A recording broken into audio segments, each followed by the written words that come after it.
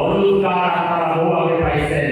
এই আপনার মিরপুরের ঘটনায় আপনারা লাল কার্ড পেয়েছেন। আপনারা এইভাবে জনগণকে সন্তুষ্ট করতে পারবেন না। আপনাদেরকেও দেশের পক্ষে আসতে হবে, সাদাকে সাদা করতে হবে, কালোকে কালো করতে হবে। ইমাম মিল্লা আরেকটা সবই হলো সুপ্রা। এই সুপ্রা মিথ্যাবাদীদের কোন চ্যানেল কোন খবর দেশের মানুষ দেখবেন না।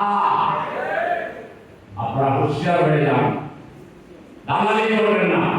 দেশকে ভালোবাসুন, দেশের মানুষকে ভালোবাসুন, সত্যকে সত্য বলুন। এই নির্যাতিত পরিবার, এটা তো আইনের জাহিলিয়াতের কোনো তুলনা পাওয়া যায় না। এটা কোনো তারের সাথে তুলনা নাই। এটা 2 দিন চলে গেল, আপনারা মিডিয়া দেন নাই, সোশ্যাল মিডিয়া দেওয়ার পরে আপনারা দিচ্ছেন, তাও ইনিয়ে প্রমাণ করতে চান এটা যারা করছে তারা করছে কিনা, ওদের বিরুদ্ধে ষড়যন্ত্র হচ্ছে কিনা। বড় ভালো হয়ে গেছেন আপনারা, বড় ভালো হয়ে গেছেন আপনারা। আপনাদেরকে দেশবাসী চিনে মুচিয়ে রাখবে।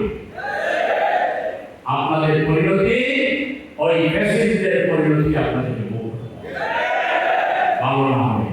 সংগ্রামী ভাইয়েরা, তাই আজকে সময় এসেছে দেশের জনগণের মধ্যে একটাই গুঞ্জন, এমন একটা দল দরকার, এমন একটা ভালো সংগঠন দরকার যারা একদিকে আল্লাহর উপর পূর্ণ আস্থা বিশ্বাস আছে, সামান্য কারণে যারা নিজের দেশপ্রেমকে কোরবানি করবে না, দেশের বিরুদ্ধে কোন ষড়যন্ত্র নেবে না, যারা দেশের মানুষকে আপন করে ভালোবাসবে, দেশের মানুষের কল্যাণ চায়।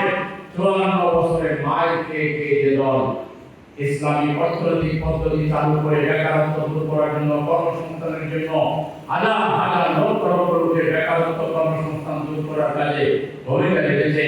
শিক্ষা ব্যবস্থাকে এই বেকার বসা শিক্ষা, সেই শিক্ষা ব্যবস্থাকে বিকল্প শিক্ষা দিয়ে আল্লাহ রাসূল আখিরাত জান্নাত এবং দেশপ্রেম তৈরি করার কাজে, সুরাবলী তৈরি করার কাজে আমরা যে ভূমিকা রেখেছি, স্বাস্থ্যে আমরা যে ভূমিকা রেখেছি, এবং সামাজিক সুবিচার, সামাজিক ন্যায় বিচার, সামাজিক বন্ধন তৈরি করার ক্ষেত্রে আমরা যে ধরনের ভূমিকা পালন করেছি, আজকে মানুষ বলছে এই ধরনের একটা দল দরকার, যে দল যাকে 15.5 বছর অত্যাচার নির্যাতন চালিয়েও একজন পরিমাণ বিচ্যুত করা যায়নি আদর্শ থেকে, দেশপ্রেম থেকে, যারা পালিয়ে কোনো দেশে যায় না, যারা বারবার মানুষকে দেশ থেকে বিদেশ পাঠায়।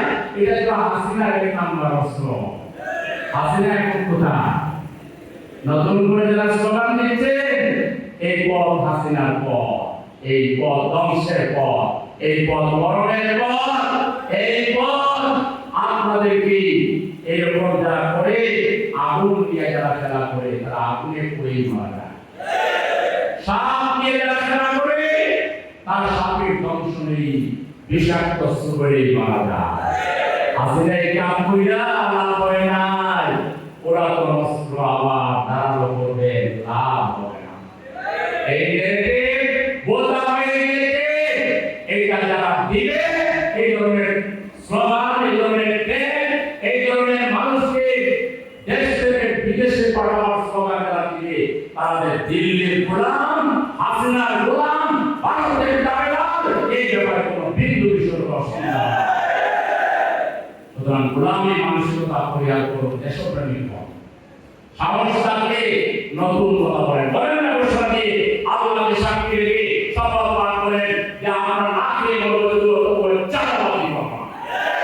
শপথ নেন, মিছিল করেন রাস্তায়, আমরা যাকে জানাচ্ছি আমাদের ক্ষমা করে দেন, আর কোনোদিন চাঁদাবাজি করবো না, আর কোনোদিন দুর্নীতি করবো না। এই কথা বলেন, চাঁদাবাজি করবেন না, টেন্ডারবাজি করবেন না, দুর্নীতি করবেন না, খুন করবেন না।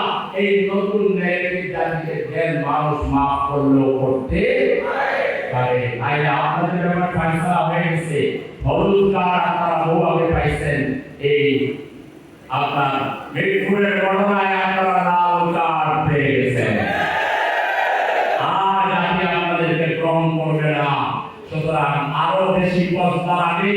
ঘুষ জ্ঞান ফিরে আর ভালো হয় না, চরিত্র ভালো করেন, দেশের জন্য কাজ করেন, সেবা করে, মানুষের কল্যাণ করে। সংগ্রামী ভাইয়েরা আমার, তাই এই মুহূর্তে জাতির যে আকাঙ্ক্ষা, জাতির যে প্রত্যাশা, তার একটা সুন্দর